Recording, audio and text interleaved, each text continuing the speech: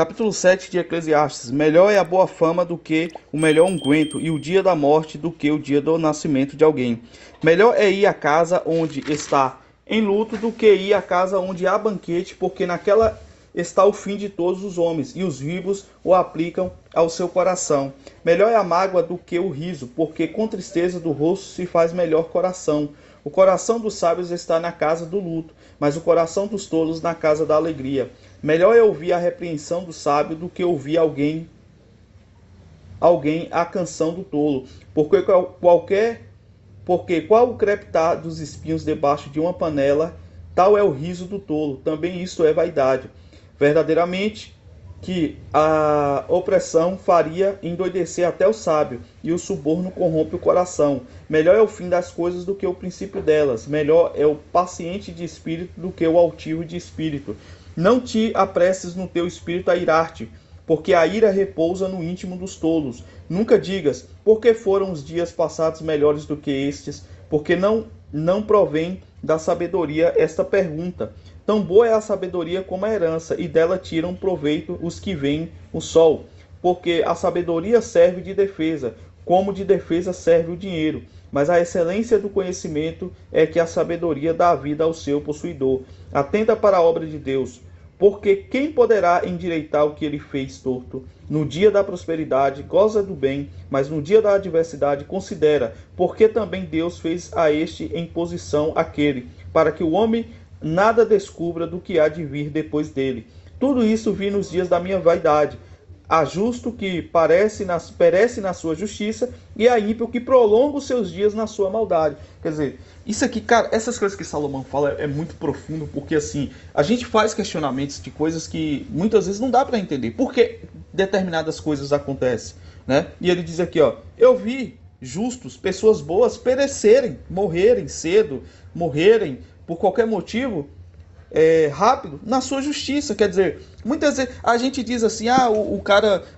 É isso que eu digo, que muita gente não entende a lei da semeadura por conta disso aqui. Você tá entendendo? O cara fala assim, um exemplo, e na cabeça de muita gente, a lei da semeadura só funciona para pobre. Já prestou atenção? A lei da semeadura funciona para pobre. Porque o cara chega, quando o cara tá passando alguma merda na vida, eu vou dar um exemplo. Eu tô passando momentos de dificuldades. A pessoa olha pra mim, ela tá fazendo alguma merda, tá fazendo alguma coisa errada. Fatalidades da vida, falta de emprego e tal, essas coisas. E aí o pessoal já associa a pessoa tá passando dificuldade com algum problema que ela causou. E a maioria das vezes, ainda mais num país tão injusto como o nosso, não é. É simplesmente a falta de oportunidade. E se fosse assim, por que um político que, quando rouba verba de um hospital, que lidera o tráfico, o crime, esse cara vive bem, vive da riqueza? Quer dizer, a lei da semeadura só funciona para pobre, então? Não funciona para rico? Não funciona para esse pessoal que vive a vida bagunçada? Só funciona para quem quer andar direito? Né? Ou para pobre? Então você percebe que muitas vezes até pessoas assim que têm um certo nível de entendimento das coisas acabam comentando esse tipo de besteira. Lei da semeadura, lei do retorno. Não existe. Quem vai pagar cada um segundo a sua obra é Deus. É Deus. É esse que Salomão constata aqui. A gente vê nos dias atuais, cara. Há muitos homens aí que têm perdido casa, filhos, bens de forma injusta. O cara fez o que para merecer? A pessoa quer forçar. Mas... Cara, não existe isso. É injustiça, muitas vezes. Muita coisa que acontece na vida da gente. Não é por merecimento. E é isso que Salomão vai dizer aqui, ó. Tudo isso vi nos dias da minha vaidade. Há justo que perece na sua justiça, e há ímpio que prolonga os seus dias na sua maldade. Não sejas demasiadamente justo, nem demasiadamente sábio, porque te destruirias a ti mesmo.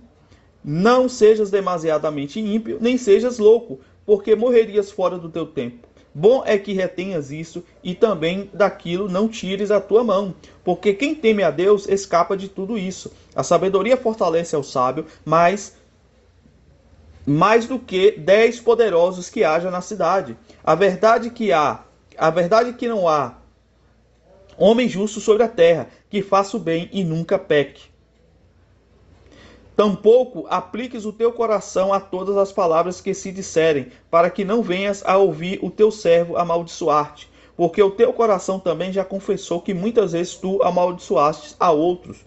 Tudo isso proveio pela sabedoria. Eu disse, sabedoria adquirirei, mas ela ainda estava longe de mim. O que já sucedeu é remoto e profundíssimo. Quem o achará? Eu apliquei o meu coração para saber e inquirir e buscar a sabedoria e as razões das coisas, e para conhecer que a impiedade é insensatez e que a estultícia é loucura. E eu achei uma coisa mais amarga do que a morte. Aqui Salomão já começa a redipilar. Vamos lá. E eu achei uma coisa mais amarga do que a morte. A mulher cujo coração são redes e laços, e cujas mãos são ataduras. Quem for bom diante de Deus escapará dela, mas o pecador virá a ser preso por ela.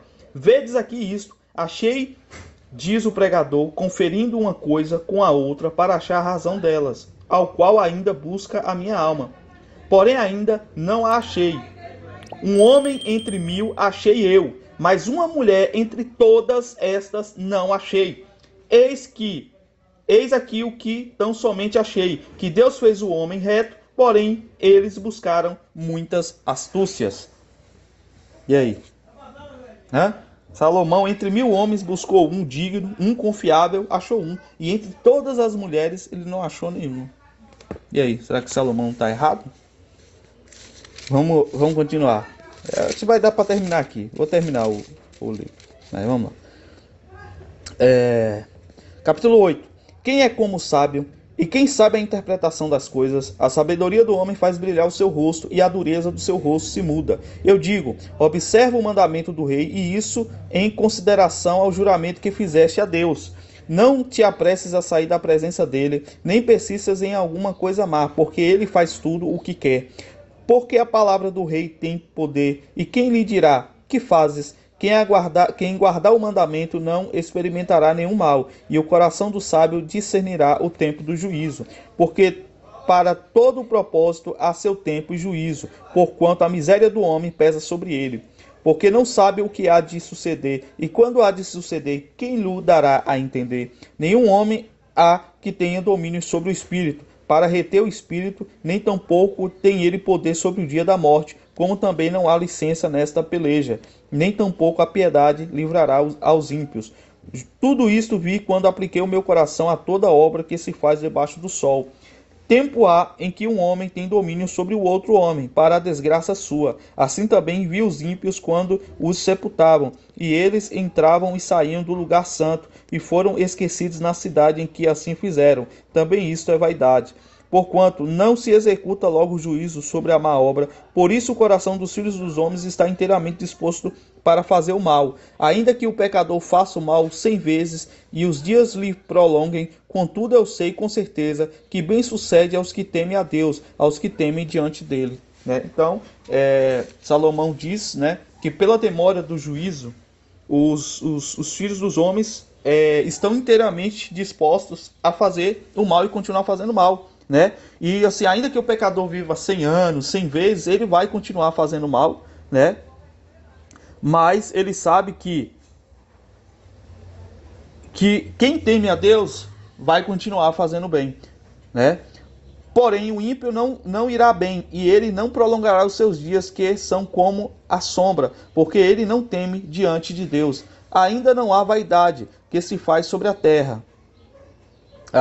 Ainda há outra vaidade que se faz sobre a terra, que há justos a quem sucede segundo as obras dos ímpios, e há ímpios a quem sucede segundo as obras dos justos. Digo que também isto é vaidade. Então louvei eu a alegria, porquanto para o homem nada há melhor debaixo do sol do que comer e beber e alegrar-se, porque isto o acompanhará no seu trabalho nos dias da sua vida que Deus lhe dá debaixo do sol. Aplicando eu o meu coração a conhecer a sabedoria e a ver o trabalho que há sobre a terra, pois a quem nem de dia nem de noite vê o sono dos seus olhos. Então vi todas as obras de Deus, que o homem não pode perceber, a obra que se faz debaixo do sol. Por mais que trabalhe o homem para a descobrir, não a achará, e ainda que diga o sábio que a conhece, nem por isso o poderá compreender.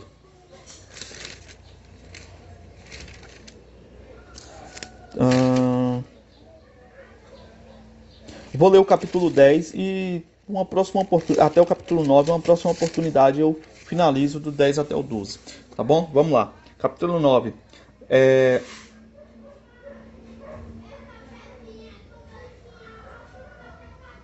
Deveras, todas essas coisas considerei no meu coração, para declarar tudo isto, que os justos e os sábios e as suas obras estão nas mãos de Deus. E também o homem não conhece nem o amor, nem o ódio, tudo passa perante ele. Tudo sucede igualmente a todos. O mesmo sucede ao justo e ao ímpio, ao bom e ao puro, como ao impuro, assim ao que sacrifica, como ao que não sacrifica, assim ao bom, como ao pecador, ao que jura, como ao que teme o juramento. Este é o mal que há entre tudo, quanto se faz debaixo do sol.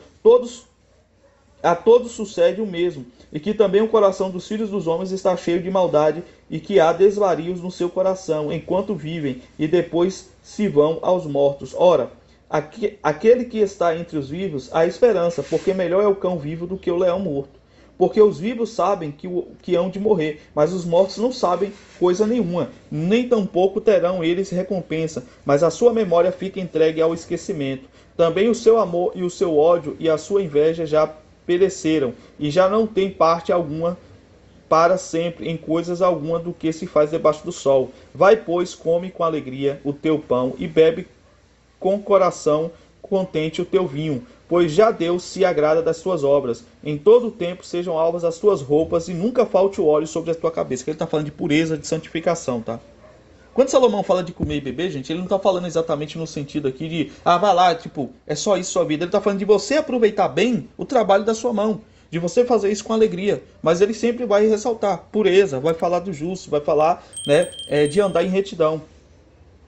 Goza a vida com a mulher que amas todos os dias da tua vida. Vã, os quais Deus te deu debaixo do sol, todos os dias da tua vaidade, porque esta é a tua porção nesta vida, e no teu trabalho, que tu fizeste debaixo do sol. Tudo quanto te vier a mão para fazer, faça-o conforme as tuas forças, porque na sepultura para onde tu vais não há obra, nem projeto, nem conhecimento, nem sabedoria alguma. Voltei-me e vi debaixo do sol que não é dos ligeiros a carreira, nem dos fortes a batalha, nem tampouco dos sábios o pão, nem tampouco dos prudentes a riqueza, nem tampouco dos entendidos o favor, mas que o tempo e a oportunidade ocorrem a todos. Que também um homem não sabe o seu tempo, assim como os peixes que se pescam com a rede maligna, e como os passarinhos que se prendem com o laço, assim que enlaçam também os filhos dos homens no mau tempo, quando cai de repente sobre eles.